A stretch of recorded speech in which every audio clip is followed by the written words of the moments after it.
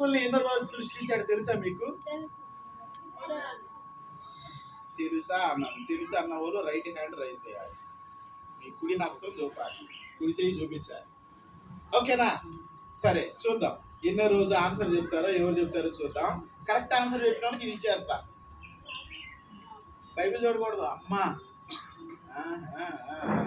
యేసయ్య లేకపోతే దేవుడు ఈ సృష్టిని చేసినప్పుడు మాటతోనే చేశాడు కదా. మాటతోనే, నోటి మాటతోనే కలుగును గాక అన్నారు. ఏమన్నారు చెప్పండి ఒకసారి.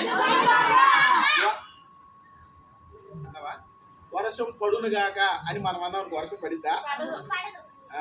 ఆ లైట్లు వెలుగును గాక అన్నాం అనుకో, వెలుగుతా? అంటే మన నోటికి పవర్ లేదు. కానీ దేవుడైతే కలుగును గాక అనగానే పిల్లలు, ఇదిగో అక్కడ పెద్ద కొండ ఉంది కదా, కొండపల్లి కోట కొండ అదేనా?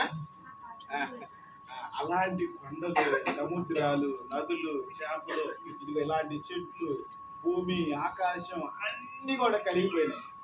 సో అలాగా కలుగును గాక అనగానే జంతువులు కూడా కలిగినాయి కదా.